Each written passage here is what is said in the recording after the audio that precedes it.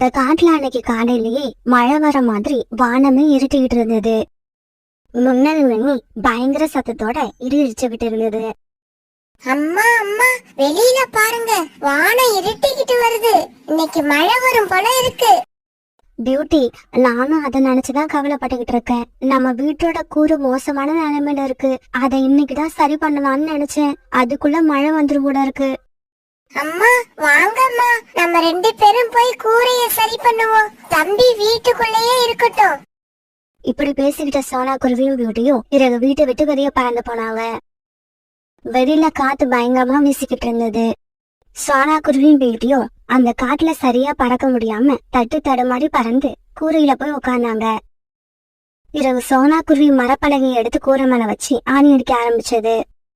இப்படி கூரையை சரி பண்ணிக்கிட்டு இருந்த சோனா குருவி பாதி கூரையை தான் சரி பண்ணி இருக்கும். அதுக்குள்ள மழை பெய்ய ஆரம்பிச்சிருச்சு. மழையோட வேகம் ரொம்ப அதிகமா இருந்தது. பியூட்டி, இந்த மழையில நாம எந்த வேலையும் செய்ய முடியாது, சீக்கிரமா வீட்டுக்குள்ள போ. பிறகு சோனா குருவியும் பியூட்டியும் பாதி கூரையை சரி பண்ணாம வீட்டுக்குள்ள வந்தாங்க. வீட்டுக்குள்ள இப்ப நிறைய இடங்கள்ல மழை தண்ணீர் சொட்ட ஆரம்பிச்சது. இப்படி சொட்டிக்கிட்டு இருந்த மழை தண்ணீர்ல குக்கு நனைஞ்சுக்கிட்டு இருந்தான். குக்கு, ஏன் மழை தண்ணீர்ல நனையிற, இந்த பக்கம் வா. அம்மா இப்படி கூப்பிட்ட உடனே குக்கு தாவி போய் அம்மா பக்கத்துல உட்காந்துக்கிட்டான்.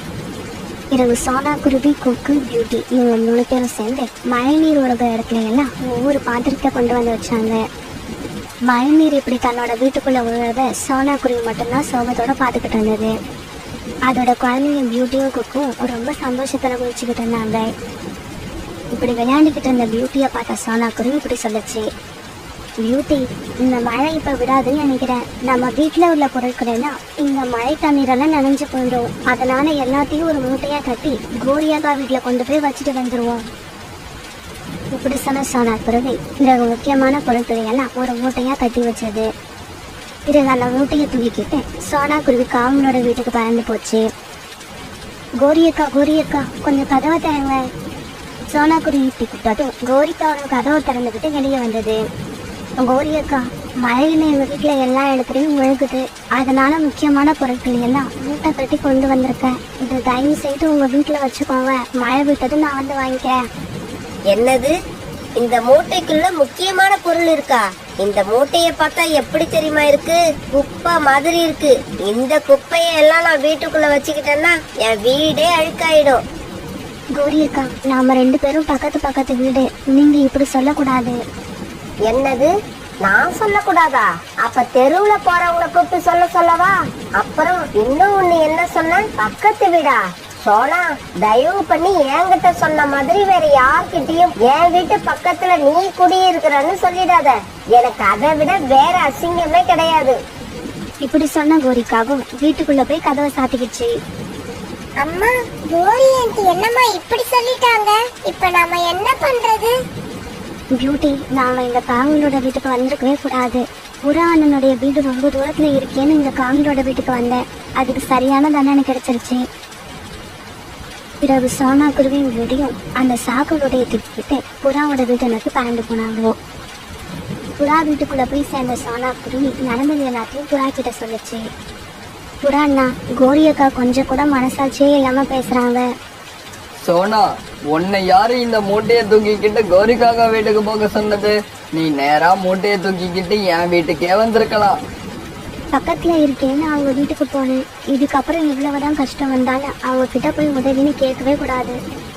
சரி சரி, நீ இந்த மூட்டையை இங்கேயே வச்சுட்டு வீட்டுக்கு போய் குக்குவையும் இங்க அழைச்சுக்கிட்டு வந்துரு. மழை நிக்கிற வரைக்கும் நீங்க இங்கேயே இருங்க. இல்ல புறா அண்ணா, நான் வீட்டுக்கு போறேன். நான் இங்க வந்துட்டேன்னா வயல என்னோட வீடு என்ன ஆச்சோன்னு எனக்கு அதே நினைப்பா இருக்கும். இந்த மூட்டை மட்டும் உங்க வீட்டுல இருக்கட்டும். நீங்க இந்த மூட்டையை வீட்டுல வச்சுக்கிட்டதுக்கு உங்களுக்கு ரொம்ப நன்றி. இப்படி சொன்ன சோனா குருவி பிறகு பியூட்டியை கூப்பிட்டுக்கிட்டு தன்னோட வீட்டுக்கு பறந்து போச்சு. காலுஜி, மழை என்ன இவ்வளவு வேகமா பெய்யுது? இப்படி ஒரு மழையை நான் பார்த்ததே இல்ல. அது சரி, நம்ம பையன் ஜக்கு எங்க? இந்த மழையில அவன் எங்க போயிருக்கான்? அவன் எங்கேயும் போகல. நம்ம வீட்டு வாசல்ல உட்கார்ந்து இந்த மழைய வீடியோ எடுத்துக்கிட்டு இருக்கான். என்னது, வீடியோ எடுக்கிறானா? இந்த மழைய வீடியோ எடுத்து என்ன பண்ண போறான்? என்ன காலுஜி இப்படி கேட்டுட்டீங்க? ஜக்கு யூடியூப்ல சேனல் வச்சிருக்கிறது உங்களுக்கு தெரியுமா தெரியாதா? இந்த மழைய வீடியோ எடுத்து அவனோட சேனல்ல அப்லோடு பண்ண போறான். அப்படியா? அப்படின்னா வா, நாம 2 பேரும் போய் நம்ம முகத்தையும் அந்த வீடியோல காமிப்போம். ஹலோ நண்பர்களே, நீங்க இப்ப பாத்துக்கிட்டு இருக்க காட்சி என்னோட வீட்டு வாசல்ல ஷூட் பண்ணுனது. எங்க காட்டுல இன்னைக்கு சரியான மழை. உங்களுக்கு இந்த காட்சியை காமிக்கிறதுக்காக தான் நானும் மழையில நனைஞ்சுக்கிட்டு இந்த வீடியோவை எடுத்துக்கிட்டு இருக்கேன். டேய் ஜக்கு, நானும் அப்பாவும் நிக்கிறோம், எங்களையும் கொஞ்சம் வீடியோ எடு. அம்மா, ஏற்கனவே என்னோட வீடியோலாம் வியூஸே போக மாட்டேங்குது. இதுல உங்களை வச்சு வீடியோ எடுத்தேன், என்னோட சேனலே டெட் ஆயிடும். இந்த சமயத்துல தன்னுடைய வீட்டுக்கு வந்த சோனா குருவி வீடு இருந்த நிலைமைய பார்த்துட்டு அதிர்ச்சி ஆயிடுச்சு. ஏன்னா சொட்டிக்கிட்டு இருந்த மழை நீர் இப்ப வீடு பூரா நிரம்பி இருந்தது. ஜக்கு ஜக்கு, அங்க பாருடா, அந்த சோனா குருவியும் அதோட குழந்தைங்களும் வீட்டுக்குள்ள இருந்த மழை நீரை வெளியில தூக்கி ஊத்துறாங்க. நானும் அவங்க கிட்ட போறேன், நீ இந்த போனை எடுத்துக்கிட்டு அங்க வந்து வீடியோ எடு. இப்படி பேசிக்கிட்ட கோரிக்காகவும் ஜக்குவும் சோனா குருவி வீட்டுக்கிட்ட போனாங்க. நண்பர்களே பாருங்க, நான் தான் ஜக்குவோட அம்மா பேசுறேன். எங்க வீட்டுக்கும் பக்கத்துல உள்ள ஒரு ஏழை குருவியோட குடும்பம் இந்த மழையில எப்படி கஷ்டப்படுதுன்னு பாருங்க. எங்களோட பொழுதுபோக்கே இந்த ஏழை குருவிகளோட குடும்பத்தை பார்த்து சிரிக்கிறது தான். இத பார்த்து சிரிச்சு சிரிச்சு எங்க குடும்பத்துல எல்லாருக்கும் வயிற்று வலியே வந்துருச்சு. அநேகமா இந்த மழையோட இந்த குருவியோட குடும்பம் இங்க இருந்து காலி ஆயிடும்னு நினைக்கிறேன். அப்படி காலி ஆயிடுச்சுன்னா எங்களோட அடுத்த வீடியோ கண்டிப்பா அத பத்தி தான் இருக்கும். இதையெல்லாம் பார்த்த பியூட்டிக்கு கோபம் வந்துருச்சு. கோரி ஆண்டி, நாங்க ஏழைதான், அதுக்காக இப்படி வீடியோ எடுத்து எங்களை கேவலமா பேசுறதுக்கு உங்களுக்கு யாரு அனுமதி கொடுத்தது? இங்க பாரு பியூட்டி, இதுக்கெல்லாம் நான் யார்கிட்டயும் அனுமதி வாங்கணும்னு அவசியம் இல்ல. சீக்கிரமா போய் தண்ணி எடுத்து வெளியில ஊத்து, அப்புறம் எங்களோட வீடியோல ஒரு கண்டினியூட்டியே இருக்காது. பியூட்டி, தயவு செய்து இங்க வா. யார் என்ன வேணாலும் செஞ்சுட்டு போகட்டும், அதை பத்தி கவலைப்படாத. நமக்கு நிறைய வேலை இருக்கு, நாம நம்ம வேலையை பார்ப்போம். பிறகு கொஞ்ச நேரம் சோனா குருவி குடும்பத்தை வீடியோ எடுத்த ஜக்கு பிறகு தன்னுடைய அம்மா கிட்ட இப்படி சொன்னான். அம்மா, வீடியோ எடுத்து முடிச்சாச்சு, வாங்க நம்ம வீட்டுக்கு போகலாம். ஜக்கு இப்படி சொன்ன உடனே கோரிக்காவும் ஜக்கும் தன்னுடைய வீட்டுக்கு பறந்து போனாங்க. பிறகு கொஞ்ச நேரத்துல மழை சுத்தமா விட்டுடுச்சு. சோனா குருவியும் அதோட குழந்தைங்களும் மழை நீர் எல்லாத்தையும் வெளியில தூக்கி ஊத்துனதால இப்ப அவங்க வீடு பழையபடி ஆயிடுச்சு. அன்னைக்கு சாயங்காலம் ஆச்சு. அம்மா, எனக்கு ரொம்ப பசிக்குது. ஆமா அம்மா, எனக்கு கூட ரொம்ப பசிக்குது. குழந்தைங்களா, நீங்க இங்கேயே இருங்க, நான் போய் புராணா வீட்டுல கொடுத்த மூட்டைய வாங்கிட்டு வந்து உங்களுக்கு தேவையானதை சமைச்சு தரேன். இப்படி சொன்ன சோனா குருவி உடனே புறா வீட்டுக்கு பறந்து வச்சு. ஆனா பாவம், சோனா குருவி புறா வீட்டுக்கு போனப்ப புறாவோட வீட்டு கதவு பூட்டு பூட்டி இருந்தது. ஐயோ, என்ன இப்படி ஆயிடுச்சு? புறா நான் எங்கேயோ வெளியில போயிருக்காரு போல இருக்கு. இந்த சாயங்கால நேரத்துல போயிருக்காங்கன்னா இனிமே நாளைக்குதான் திரும்பி வருவாங்க. இப்படி நினைச்ச சோனா குருவி சோகத்தோட தன்னோட வீட்டுக்கு திரும்பி வந்தது. அம்மா, நாம எடுத்த வீடியோவை இப்பதான் யூடியூப்ல அப்லோட் பண்ணுனேன். அப்லோட் பண்ணினதும் ஏகப்பட்ட வியூஸ் போய்கிட்டு இருக்கு. என்னோட சேனல்ல இந்த மாதிரி எந்த வீடியோக்கும் வியூஸ் வந்ததே இல்ல. அப்படி அடிச்செல்லாம் இந்த சோனா குருவி குடும்பம் வர்ற கஷ்டத்தை பார்த்து ரசிக்கிறதுக்கு நம்மள மாதிரி நிறைய பேரு இருக்காங்க போல இருக்கு. தன்னோட வீட்டுக்கு வந்த சோனா குருவி புறா வீடு பூட்டி இருக்கிறத தன்னோட குழந்தைங்க கிட்ட சொல்லுச்சு. அம்மா, அதனால பரவாயில்ல, இன்னைக்கு ராத்திரி நாம எதையும் சாப்பிடாம படுத்து தூங்குவோம். ஆமாமா, நாம பட்னி கிடந்தாலும் கிடப்போம், ஆனா கோரி ஆண்டி கிட்ட போய் எந்த உதவியும் கேட்காதீங்க. பிறகு சோனா குருவி அதோட குழந்தைங்க 2 பேரும் அன்னைக்கு ராத்திரி எதையும் சாப்பிடாம பட்னியா படுத்து தூங்க ஆரம்பிச்சாங்க. சோனா குருவி தன்னுடைய குழந்தைங்க பட்னி கிடக்கிறத நினைச்சு அழுதுகிட்டே படுத்திருந்தது. ஆனா தானும் தன்னோட குழந்தைங்களும் பட்னியா தூங்க போற கடைசி ராத்திரி தானே சோனா குருவிக்கு தெரியாது. மறுநாள் பொழுது விடிஞ்சிச்சு. காலையில கண் வச்ச சோனா குருவி எழுந்திரிச்சு உட்கார்ந்தது. நாம உடனே போய் புறா அண்ணா வீட்டுல உள்ள சாக்கு மூட்டையை எடுத்துட்டு வரணும். அதை எடுத்துட்டு வந்து குழந்தைகள் கண் வைக்கிறதுக்குள்ள நாம சமைச்சு முடிக்கணும். சோனா குருவி இப்படி நினைச்சுக்கிட்டு இருக்கப்ப வீட்டு வாசல் கதவை யாரோ தட்டுற சத்தம் கேட்டது. உடனே சோனா குருவி வெளியில போய் பார்த்தது. அங்க சோனா குருவிக்கு அறிமுகமே இல்லாத நிறைய பறவைகள் நின்றுகிட்டு இருந்தாங்க. அவங்களை எல்லாம் பாக்குறதுக்கு பெரிய பணக்கார பறவைகள் மாதிரி இருந்தாங்க. சகோதரி, நேத்து நீங்க படுற கஷ்டத்தை வீடியோல பார்த்தோம். பார்த்ததுல இருந்து எனக்கு தூக்கமே இல்ல. எப்படா விடியும்னு காத்திருந்தேன். விடிஞ்ச உடனே நேரா உங்களை பார்க்க வந்துட்டேன். இந்தாங்க, இந்த பணத்தை வச்சுக்கோங்க. அடுத்த தடவை நான் வந்து உங்களை பார்க்கும்போது இந்த ஏரியாவுல உங்க வீடுதான் பெரிய வீடா இருக்கணும். சகோதரி, இந்தாங்க. இதுல உங்களுக்கும் உங்க குழந்தைங்களுக்கும் நிறைய ட்ரெஸ் இருக்கு. அப்புறம் குழந்தைங்களுக்கு தேவையான ஸ்நாக்ஸ் இருக்கு. சகோதரி, இந்த அண்ணனோட அன்பளிப்பா இந்த சாக்கு முட்டையை எடுத்துக்குங்க. இதுல உங்களுக்கும் குடும்பத்துக்கும் தேவையான எல்லா பொருட்களும் இருக்கு. டேய் ஜக்கு, வியூஸ் நிறைய போகுதுன்னு சொன்னீங்க. அப்படின்னா நிறைய கமெண்ட் வந்திருக்குமே. அந்த கமெண்ட்ல எல்லாம் நம்ம குடும்பத்தை பத்தி என்ன சொல்லிருக்காங்க? அம்மா, அதை எப்படி என் வாயால சொல்றதுன்னு எனக்கு தெரியல. இதுக்கு ஏன்டா ஜக்கு வெக்கப்படுற? சும்மா சொல்லுடா, அதையெல்லாம் கேட்கணும் போல எனக்கு ஆசையா இருக்கு. அம்மா, கமாண்ட் எழுதினவங்க நம்மள மட்டும் திட்டி இருந்தா கூட சொல்லிடுவேன். ஆனா அவங்க உங்க அம்மா அப்பா, உங்க தாத்தா பாட்டி, இப்படி உங்க பரம்பரையில உள்ள எல்லாரையும் ரொம்ப கேவலமா திட்டி இருக்காங்க. ஜக்குவோட வீடியோவை பார்த்த நிறைய பறவைகள் வந்து சோனா குருவிக்கு பணத்தையும் பொருளையும் கொடுத்துக்கிட்டே இருந்தாங்க. அந்த பொருட்களை வைக்க கூட சோனா குருவி வீட்டுல இடம் இல்ல. அந்த அளவுக்கு மனிதாபிமானம் உள்ள நிறைய பேர் சோனா குருவிக்கு உதவி செய்ய வந்திருந்தாங்க. இப்படியே சில நாட்கள் நகர்ந்துச்சு. இப்ப சோனா குருவி வீடு ரொம்பவும் பெருசா இருந்தது. அது பக்கத்துல இருந்த காலுக்காகத்தோட வீடு இப்ப சின்ன குடிசை மாதிரி தெரிஞ்சது. அம்மா, குடிசையா இருந்த சோனா ஆண்டி வீடு இப்ப ரொம்ப பெருசா வளர்ந்துடுச்சு. நாம அவங்க வீட்டை இப்பெல்லாம் அண்ணாந்துதான் பார்க்க வேண்டியிருக்கு. டேய் ஜக்கு, மனசுல கெட்ட எண்ணம் உள்ளவங்க ஆரம்பத்துல நல்ல எண்ணம் உள்ளவங்களை விட உயரமா இருக்கிற மாதிரி தான் இருக்கும். ஆனா பாரு, கிளைமாக்ஸ்ல நல்ல எண்ணம் உள்ளவங்க உயரத்துக்கு போயிடுறதால நம்மள மாதிரி எண்ணம் உள்ளவங்க அவங்கள அண்ணாந்துதான் பார்க்கணும். குக்கு யூடியோ நதிக்கரையில உட்கார்ந்துருந்தாங்க. அப்ப அவங்க அம்மா சோனா குருவி ஒரு பாரு பழத்தை எடுத்துக்கிட்டு அங்க வந்துச்சு. குழந்தைங்களா, நீங்க 2 பேரும் சண்டை போடாம ஆளுக்கு பாதி இந்த பழத்தை சாப்பிடுங்க. அம்மா போய் கொஞ்சம் புற்களை எடுத்துட்டு வந்துடுற. இப்படி சொல்லிட்டு சோனா குருவி அந்த இனிப்பான பழத்தை தன்னோட குழந்தைங்க கிட்ட கொடுத்துட்டு அங்க வந்து கலந்து போச்சு. பியூட்டி, இந்த பழம் எனக்கு ரொம்ப பிடிக்கும். அதனால இந்த பழத்தை நானே சாப்பிடுறேன். குக்கு, அம்மா இந்த பழத்தை நம்ம 2 பேருக்கும் தான் கொடுத்துட்டு போயிருக்காங்க. அதனால நம்ம 2 பேரும் ஆளுக்கு பாதியா சாப்பிடுவோம். எனக்கு கூட தான் இந்த பழம் பிடிக்கும். முடியாது, இந்த பழத்தை நான் தான் சாப்பிடுவேன். இப்படி பேசிக்கிட்ட குக்கூடியிட்டையும் பிறகு அந்த பழத்தை தங்களுடைய பக்கம் இழுக்க பார்த்தாங்க. இப்படி இவங்க 2 பேரும் அந்த பழத்தை தங்களுக்கு தான் வேணும்னு ஓட்டுக்கிட்டு இருக்க சமயத்துல எதிர்பாராத விதமா அந்த பழம் பக்கத்துல இருந்த நதியில விழுந்துடுச்சு.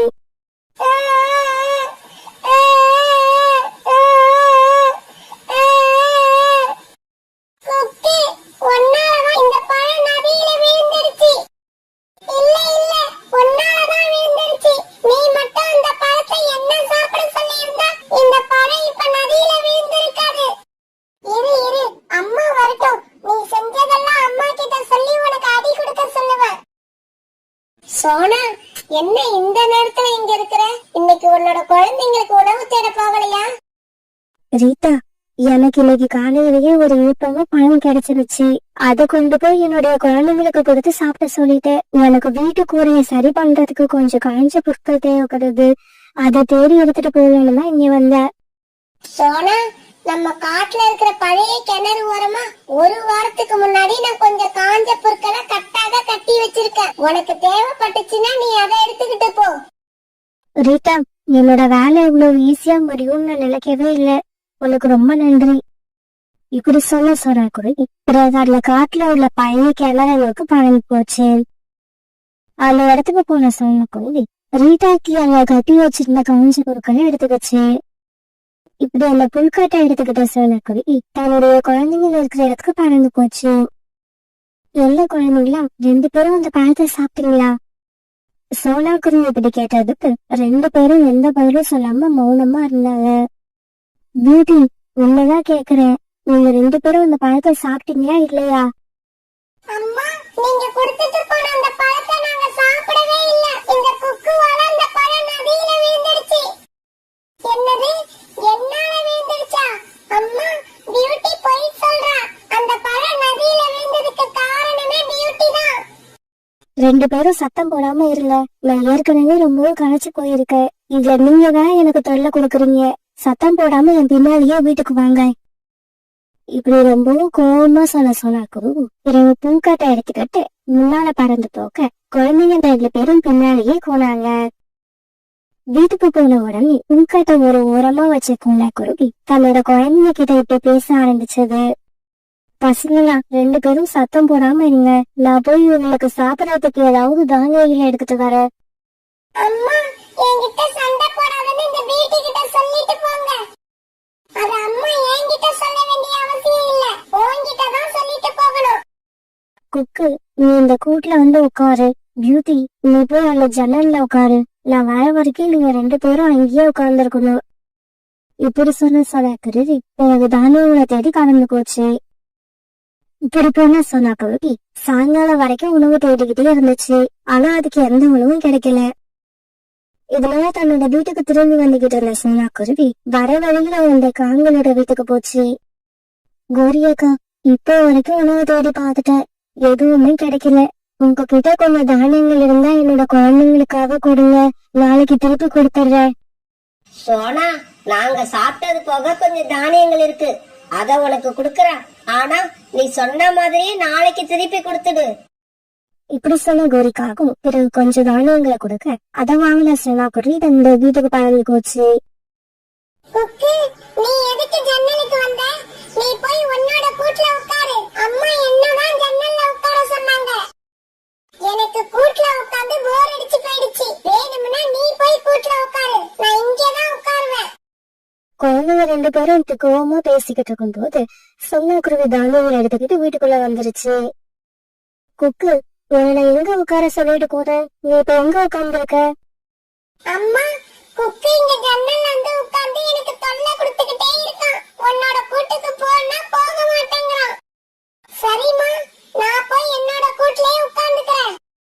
இப்படி சொன்ன குக்கு முகத்தை ஒண்ணு வச்சுக்கிட்டு தன்னோட கூட்டுல வந்து உட்கார்ந்தான். இங்க பாருங்க, 2 பேரும் இந்த தானியங்களை சாப்பிட்டு படுத்துட்டு இருந்தீங்க. அம்மா இப்படி சொன்ன உடனே குழந்தைகள் 2 பேரும் தானியங்களை சாப்பிட ஆரம்பிச்சாங்க. மறுநாள் பொழுது விடிஞ்சிச்சு. மறுநாள் காலையில குருவி விளையாட்டு இடப்ப வாசல்ல உட்கார்ந்துருந்த கோரிக்காகத்தை பார்த்துட்டு அதுகிட்ட போச்சு. என்ன சோனா, உனக்குதான் எந்த கவலையுமே இல்ல. உன்னோட வீட்டுக்காரர் மாசம் ஒரு தடவை வீட்டுக்கு வந்தாலும் நிறைய சம்பாதிச்சுக்கிட்டு வராரு. காலேஜி சம்பாதிக்கிறது எங்க சாப்பாட்டுக்கே பத்தல. இதுல எதிர்காலத்துக்காக எப்படி சேர்த்து வைக்கிறதுன்னே தெரியல. நீங்க வேற கோரியாக்கா, குக்கும் பியூட்டியும் தினமும் சண்டை போட்டுக்கிறத பார்த்து எனக்கு வாழ்க்கையே வெறுத்து போச்சு.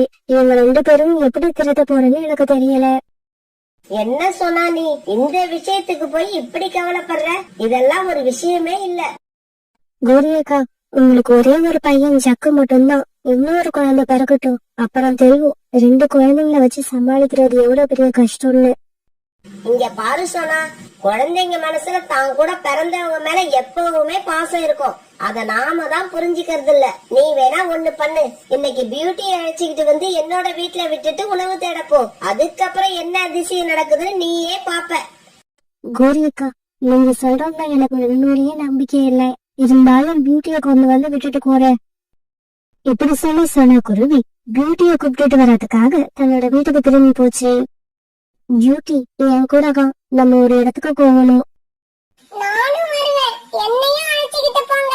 பியூட்டியை மட்டும் அழைச்சிக்கிட்டு போனீங்கன்னா நான் மட்டும் தனியா இங்க வீட்ல உட்கார்ந்து என்ன பண்ணுவேன்? நம்ம வீட்ல எத்தனை ஈ வந்துட்டு போகுதுன்னு எண்ணிக்கிட்டு இரு, அதுதான் உனக்கு வேலை. பியூட்டி, நீயும் இந்த மாதிரி ஒரு தம்பியை கிண்டல் பண்ணக்கூடாது. அவன் ஒண்ணு தொல்லை பண்ணனா எவ்வளவு எரிச்சலா இருக்கும் உனக்கு. அதே மாதிரிதான் அவனுக்கும் எரிச்சல் வரும். குக்கு, நீ வீட்லயே பத்திரமா இரு. அம்மா சாயங்காலம் திரும்பி வரப்ப பியூட்டியை அழைச்சிட்டு வந்துடுறேன். இப்படி சொன்ன குருவி பிறகு பியூட்டியை கூப்பிட்டு கோரிக்காக வீட்டுக்கு போச்சு. கோரிக்காக வீட்டுக்கு போனப்ப கோரிக்காக வாசல்லையே உட்கார்ந்து இருந்துச்சு. பியூட்டி, நீ கோரி ஆண்டி வீட்டுக்குள்ள போ. சாயங்காலம் திரும்பி வரப்ப உன்னை வந்து அழைச்சிட்டு போறேன். சரிம்மா, ஆனா என்ன எதுக்காக கோரி ஆண்டி வீட்ல இருக்க சொல்றீங்கன்னு நான் தெரிஞ்சுக்கலாமா? நீ வீட்டுல இருந்தா குக்குக்கும் உனக்கும் சண்டை தான் வரும். அப்படி சண்டை போட்டுக்கிட்டு அங்க எழுதிக்கிட்டு இருக்கிறத விட கோரி ஆண்டி வீட்டுல இருக்கிறது எவ்வளவோ நல்லது. சோனா குருவி இப்படி சொன்ன உடனே பியூட்டி கோரி ஆண்டி வீட்டுக்குள்ள போயிடுச்சு. கோரி அக்கா, இப்ப நான் என்ன செய்யணும்? கொஞ்ச நேரம் கழிச்சு உன்னோட வீட்டுக்கு போ. அழைச்சுக்கிட்டு போன பியூட்டி எங்கேயோ காணாம போயிட்டான்னு சொல்லிட்டு கண்ணீர் விட்டு அழு. குக்கு பியூட்டி மேல எவ்வளவு பாசம் வச்சிருக்கிறான்னு உனக்கு அப்பதான் தெரியும். கோரி அக்கா, நீங்க சொல்றது நல்ல ஐடியா மாதிரிதான் தெரியுது. நான் நீங்க சொல்ற மாதிரியே நடந்துக்கிறேன். இப்படி சொன்ன சோனா குருவி பிறகு கொஞ்ச நேரம் கழிச்சு தன்னுடைய வீட்டுக்கு போச்சு. என்னம்மா சொல்றீங்க?